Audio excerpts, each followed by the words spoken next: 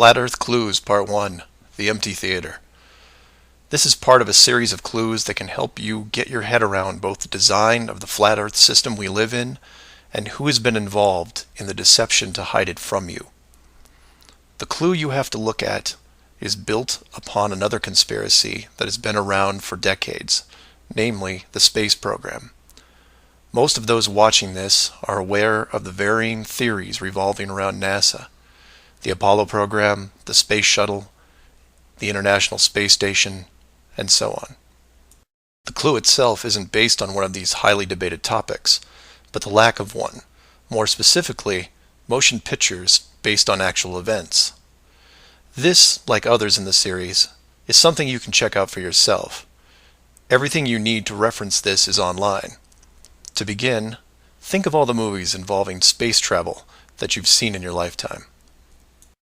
You'll start with the obvious: Star Wars, Star Trek, Alien, just to name a few. In fact, if you go through your own personal list, you could probably come up with over 100 different off-world movies without breaking much of a sweat. That part is easy. For the second group, try to come up with space movies that aren't fantasy-based. You'll get a list that has Red Planet, Gravity, Mission to Mars, 2001, things like that. These films will usually take on a not-so-distant future theme, and where we could be down the road.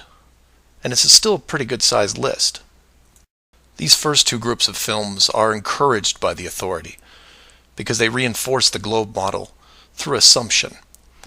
The entertainment system demands that the globe view and solar system concept is a given.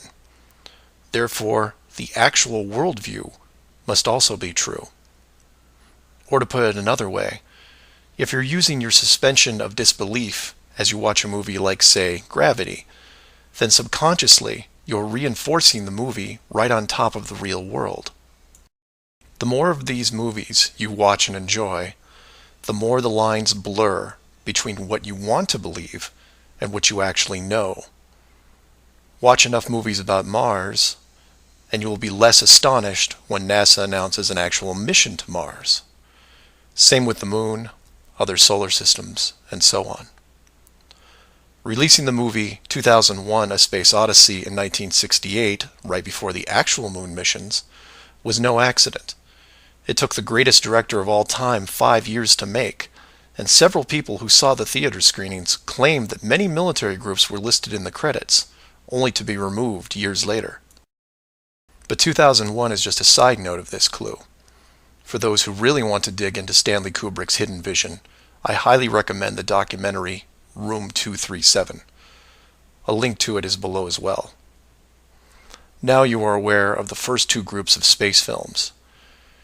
There are those that contain generous amounts of fantasy, and those who try to paint our near future. These two groups are easy to find. The third group is a challenge, and again, that's where things get interesting. The Moon missions concluded in 1972, and even though it's still considered the greatest achievement by mankind, no fact-based movies were made regarding it until The Right Stuff was released in 1983. Now you might say that it had only been 11 years, and maybe it was tough to get the rights, and so on, but that's not what made the film interesting. The movie ran extremely long for 1983, coming in at 3 hours and 12 minutes. It was an exhaustive look at the astronaut selection process, the competition, and the training facility itself. But when the credits rolled 3 hours later, chronologically, they had only gotten to the low Earth orbit missions. Just for fun, Google The Right Stuff movie and see how many spacecraft you can find. It won 4 Academy Awards and did a great job at the box office, but the Apollo missions were never touched. The only other major motion picture that involved the actual Moon program was Apollo 13 in 1995, a full 12 years later. Apollo 13 only covered a single moon orbit and no landing or close-up reference to the previous missions below them. And after 1995, that was it. Nothing. Hollywood is known for leaving no stone unturned, with reboots and sequels to nearly everything. Yet in almost 60 years, There has never been a single moon mission movie based on actual events. Hundreds of science fiction films reference in it. Everything from Superman to the Transformers. But literally nothing that covers the moon's surface. 6 complete moon missions involving multiple vehicles, moon buggies, playing golf, and no one wants to touch it. Now, to be fair, there was a TV miniseries in 1998 covering the subject. It was produced by Tom Hanks, who got involved after starring in Apollo 13. There has been no professional production of any kind since then. Again, just for fun, Google From Earth to the Moon TV series and see what you find. The why is easy, and the clue revealed.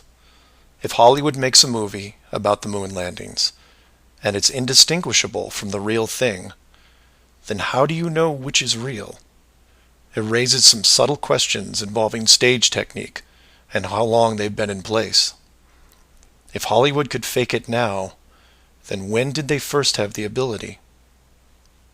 There is one other movie which stands out, and I mention it because I can't believe it ever got made, is Capricorn 1. The film's plot involved the faking of a Mars mission and how it could be accomplished. In short, it's part of the Conspiracy World Bible. I highly recommend it, and the link is below. To summarize, all space movies are encouraged by the authority, except for the ones that are based on actual accounts. Those are not allowed. The moon program has been buried in entertainment because the moon cannot be reached. It's either outside the barrier or just a highly rendered image, like any planet you see when entering a video game. The world is flat, and this is just one clue. So do some of your own research and ask questions. Please feel free to email me at msargent23@comcast.net or 303-494-6631.